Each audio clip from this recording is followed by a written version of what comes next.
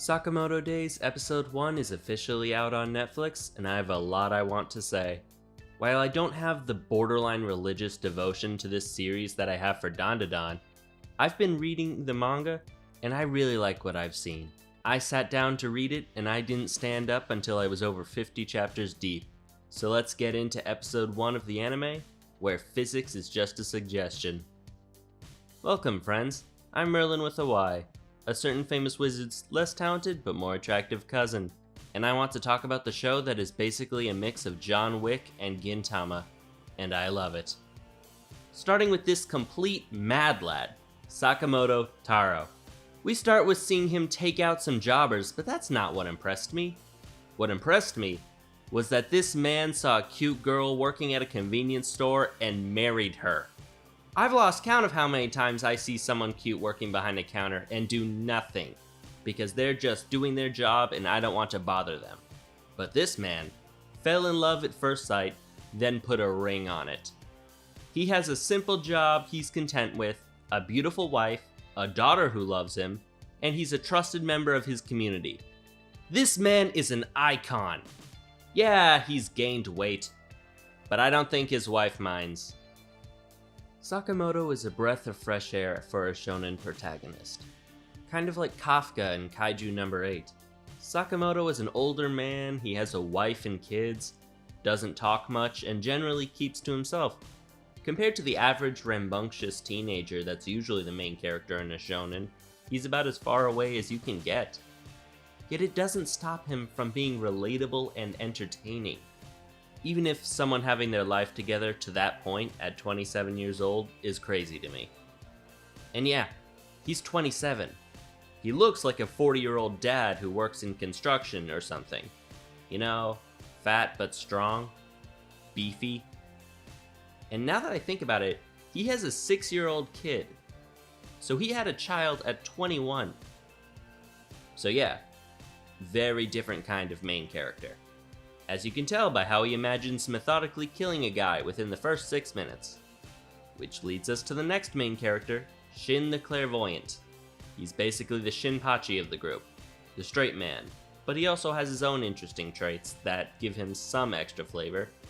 Mind reading is always interesting when done well, and besides the boss forgetting such a crucial detail, they tend to use it well. But beyond his abilities, something the anime adds is a view into what it's actually like to be an assassin. I like how they show small details about Shin's life as an assassin. Him eating cheap convenience store food in the dark alone, which makes the comparison of him eating a home-cooked meal with the Sakamoto family truly feel like night and day. Speaking of, I'm starting to see how he got so fat. Damn! I got hungry just watching this scene. Though even if he's fat, he's still an absolute monster in combat. Sakamoto Days follows rule of cool. Don't question the physics behind all this, because Sakamoto is just built different. How the hell is he able to shoot a gumball with a rubber band hard enough that it acts like a bullet? And spitting out a gumball so fast and hard that it redirects a bullet? And don't even get me started on that disrespectful kick. I was getting Windbreaker flashbacks as I watched that. He hit him so hard that his store took more damage than my local Waffle House. You just know this store is gonna take a lot of damage throughout this series. But luckily, they somehow didn't destroy the literal armory that Sakamoto keeps in his store. That is such a badass scene with Sakamoto's store revealing all those guns and weapons. I can't wait to see him actually use them. Going fucking Rambo on his enemies. Oh. Wait.